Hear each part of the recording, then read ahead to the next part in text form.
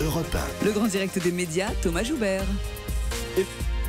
Et le fait média du jour, c'est donc Canal+ qui répond donc à Laurence Boccolini après le tacle de la présentatrice de TF1 qui estimait hier soir que le nouveau talk-show d'Antoine Decaune serait une copie, un plagiat d'un concept qu'elle aurait créé en 2009. Alors, on va se poser la question, est-ce que c'est un plagiat, est-ce que c'est une simple coïncidence?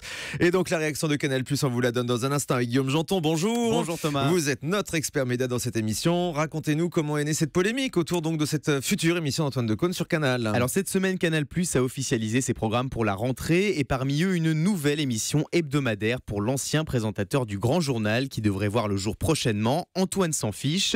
Le concept, comme l'indique le titre, l'animateur n'a pas de fiche et il n'a absolument pas préparé l'émission.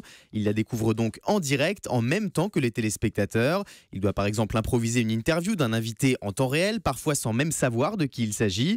Un format a priori novateur et original, mais problème, hier, un internaute a fait remarquer à Laurence Boccolini sur Twitter la forte similarité entre cette future émission d'Antoine Decaune et un programme imaginé par l'animatrice en 2009 intitulé « Jamais sans mes fiches ».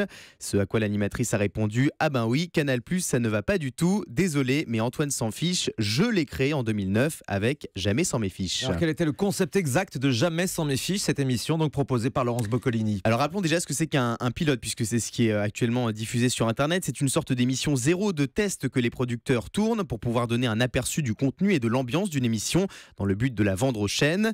Et même si cette émission de Laurence Boccolini n'a jusqu'ici jamais trouvé de diffuseur, deux versions de ce pilote sont visionnables sur Internet. Une co-animée avec Nikos Aliagas et l'autre avec Cyril Hanouna. Le concept est en effet similaire à celui d'Antoine s'en fiche. Un animateur différent à chaque numéro découvre l'émission en direct. Il n'a aucun appui à part un prompteur au tout début du programme et les conseils de Laurence Boccolini à l'oreillette, présente en régie pour épauler l'animateur. Alors je vous propose d'écouter un extrait de ce pilote de Jamais sans mes fiches. Voici par exemple la version présentée par Cyril Hanouna et donc Laurence Boccolini. Je m'appelle Cyril Hanouna, je ne sais pas vraiment ce que je fais là, je vous le cache pas.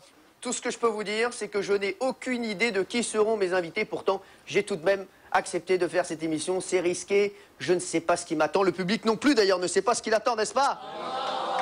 Donc, vais-je pouvoir tenir 45 minutes sans mes fiches? Ce sera à vous, public, de me juger. Donc c'est le moment d'accueillir mon premier invité et j'espère tout simplement que son nom va me revenir en le voyant. Applaudissements publics, c'est parti. Ah, on est bien. Pourvu qu'il le reconnaisse. Je m'assois. Oh, je l'adore. Oh, je suis content. Oh, Il l'adore, il Comment l'adore. ça va? Ça va bien? Je suis très content de vous recevoir. François Baron est content avec moi. C'est marrant d'entendre Cyril Hanouna à ses débuts, parce que c'était il y a déjà quelques années, donc dans ce pilote de Jamais sans mes fiches. Et sur Twitter, justement, Cyril Hanouna a réagi à cette vidéo avec ce message: je viens de revoir les images, j'ai trop honte. Hashtag tristesse du mec. Désolé Lolo. À part la prestation de l'animateur, il y a autre chose à retenir de ce pilote, c'est qu'il n'a lui-même rien inventé.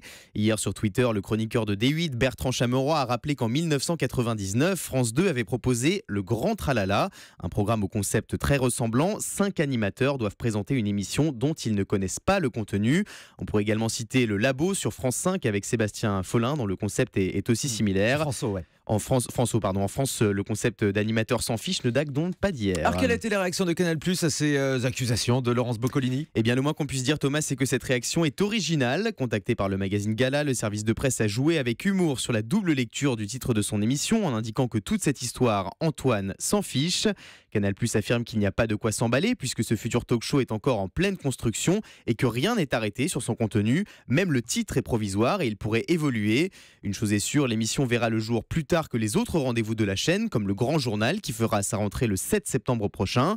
Et aux côtés d'Antoine Decaune, on retrouvera Fred Testo d'Omar et Fred, mais aussi Alison Wheeler et Monsieur Poulpe, les présentateurs de la météo du Grand Journal la saison dernière. Il y a quelques heures, Laurence Boccolini a posté un dernier tweet au sujet de cette nouvelle émission de Canal+. Je ne suis pas rancunière du tout, c'est la vie et ce n'est pas grave. Bref, l'animatrice a seulement voulu souligner la ressemblance entre les deux émissions. En revanche, porter plainte éventuellement contre Canal+ pour plagiat, apparemment, Laurence s'en fiche. Jeu de mots. Merci beaucoup Guillaume Janton.